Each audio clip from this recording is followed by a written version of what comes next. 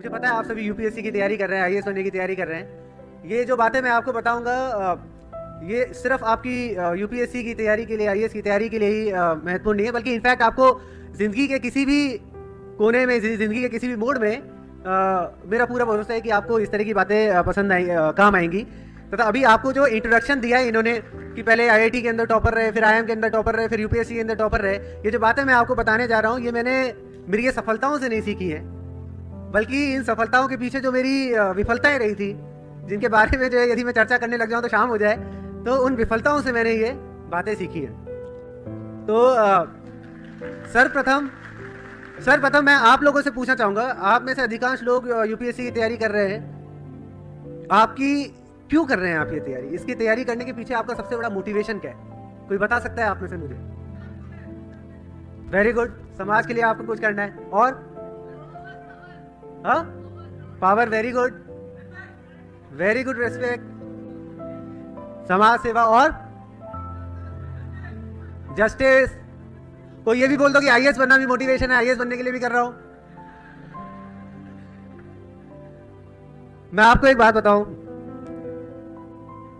सबसे बड़ा मोटिवेशन कोई होता है यदि आप में से कोई भी व्यक्ति खड़ा होकर ये कहे कि मैं यूपीएससी की तैयारी सर इसलिए कर रहा हूं क्योंकि मेरे को पढ़ाई करना अच्छा लगता है। यदि कोई भी एक व्यक्ति जो है ये उठ के कहे तो मैं उससे यही कहूंगा कि बेटा सबसे बड़ा, सबसे तगड़ा मोटिवेशन, सबसे अच्छा मोटिवेशन आपका ही है, और आपको फिर यहाँ पे इस रूम में बैठने की, इस ऑडिटोरियम में बैठने की, दूसरे लोगों से मोटिवेशन लेने की आपको जरूरत नहीं है। आप जिंदगी में कुछ भी करें, आप हर्षवर्धन सर को लें, जब इन्होंने जो है सोचा होगा कि जो है पोलियो के ऊपर इन्होंने काम करना चालू किया होगा, या पब्लिक सर्विस में इन्होंने काम करना चालू किया होगा, तो क्या ये सोच के किया होगा कि मेरे को एक दिन साइंस एंड टेक मिनिस्टर बनना है इंडिया का? नहीं। आप यदि जो है आज की तारीख में अपन देखें, आप विराट कोहली को यदि देखें तो विराट कोहली जब 8 साल की उम्र में, जब भरी दोपहरी में, गर्मी में जब जाता होगा क्रिकेट खेलने के लिए, तो क्या वो ये सोच के जाता होगा कि एक दिन जो है मेरे को वर्ल्ड का बेस्ट बैट्समैन बनना है, ये करना है, वो करना है? नहीं। सचिन तेंदुलकर ने भी जब क्रिकेट खेलना चालू किया था, आज सचिन तेंदुलकर इस हाइट पे पहुंचे, इतनी सफलता के शिखर पे पहुंचे, वो इसलिए नहीं पहुंचे कि वो वहां सफलता के शिखर पे पहुंचना चाहते थे, वो इसलिए पहुंचे क्योंकि उनको वो जर्नी अच्छी लगती थी, कि उनको बैटिंग करना अच्छा लगता था। विराट कोहली को बैटिंग करना अच्छा लगता था, इसलिए आज वो है। हर्षवर्धन सर को पब्लिक सर्विस अच्छी लगती थी, इसलिए वो धीरे धीरे धीरे धीरे करते करते वो वहां पर हैं, राइट? तो सबसे पहले जो है, जो मोस्ट इंपॉर्टेंट बात मैं आपसे कहना चाहता हूं वो ये कि आप इस जर्नी को एंजॉय करें।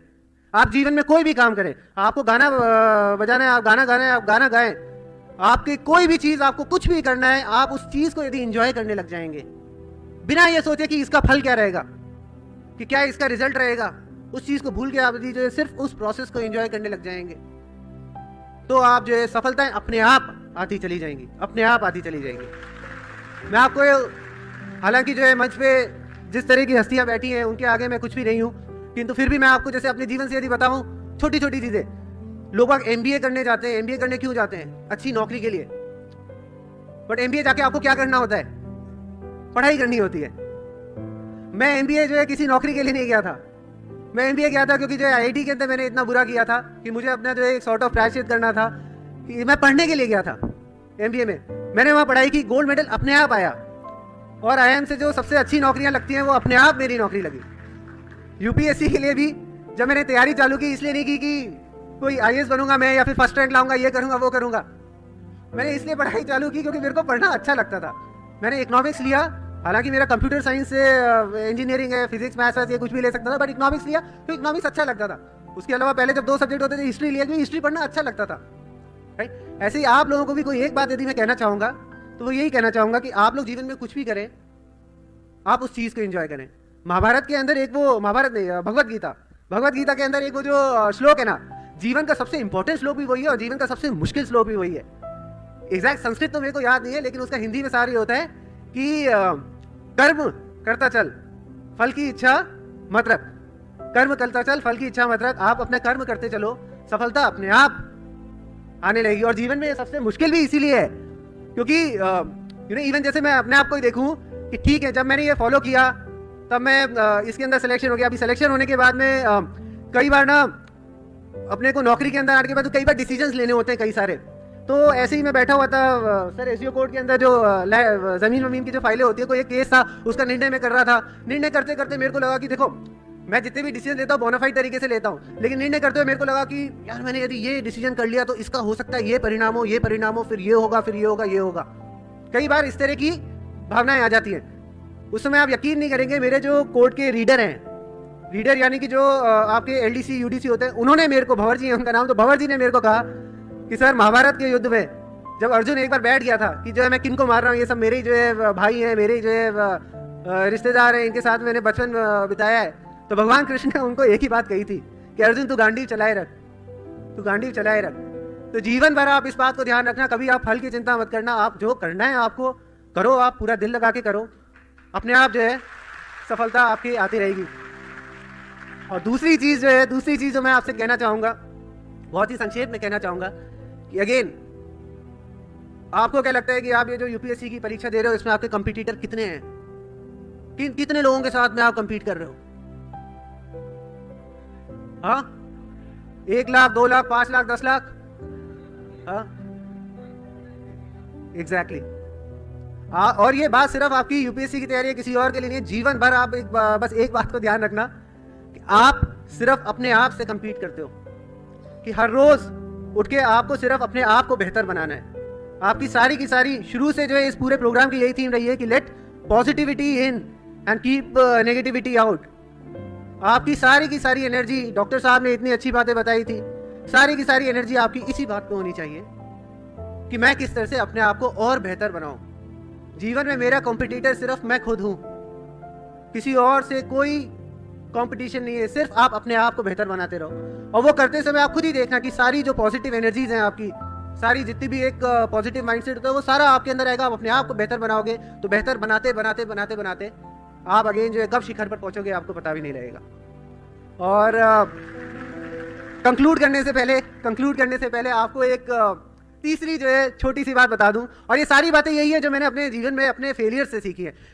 तीसरी बात मैं आपको बता दूं कि चाहे ये आपकी तैयारी वाली स्टेज हो, चाहे जीवन में आप आगे कुछ भी कर रहे हो, सबसे महत्वपूर्ण चीज जो होती है, सबसे इंपॉर्टेंट चीज होती है, वो होती है करेज रखना, हिम्मत रखना।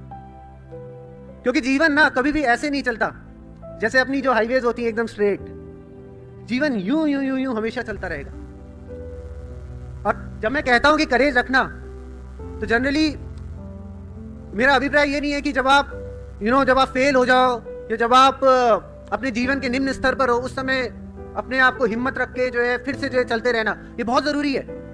ये बहुत मुश्किल भी है कि जब आप एकदम जो है ऐसी स्थिति में हो, जब आपको कुछ समझ में नहीं आ रहा हो कि क्या होने वाला है, क्या होगा, मैं कैसे आगे बढ़ूंगा या बढ़ूंगी, उस समय अपने आप को हिम्मत रख के धीरे धीरे आगे बढ़ते रहना, वो बहुत जरूरी है।